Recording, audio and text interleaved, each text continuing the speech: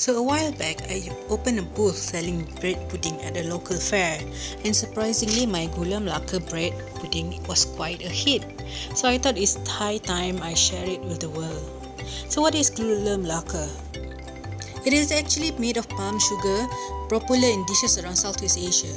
It's a mild caramel or dissolved brown sugar taste without the sickening feeling of consuming too much refined sugar.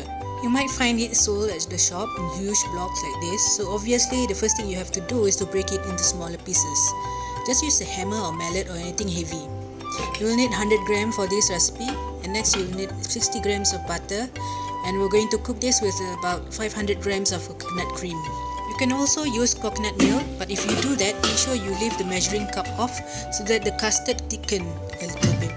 Cook it for around 10 minutes at 90 degrees Celsius, speed 1. Once done, transfer it to another bowl and let it cool in the fridge for at least half an hour. Now this is important because later we will be adding eggs, so that custard needs to be cool enough so as not to cook the eggs. While we wait, cut up the bread into little squares. It's best to use leftover bread or stale bread as they will hold their form together better. I'm using 6 slices of bread or about 6 cups of bread cubes. Next, take your cool custard and add 2 eggs, a teaspoon of cinnamon, a bit of salt, and a teaspoon of vanilla essence. Mix it together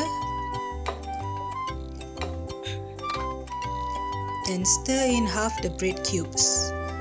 Let the custard cover the bread fully before pouring it back into the casserole dish.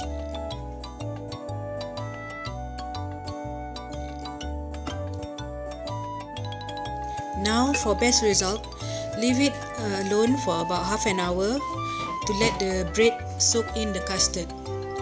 Then bake uncovered for 40 to 45 minutes at 180 degrees or until custard is set. And that's it. You've got yourself a Gula Melaka bread pudding. Enjoy!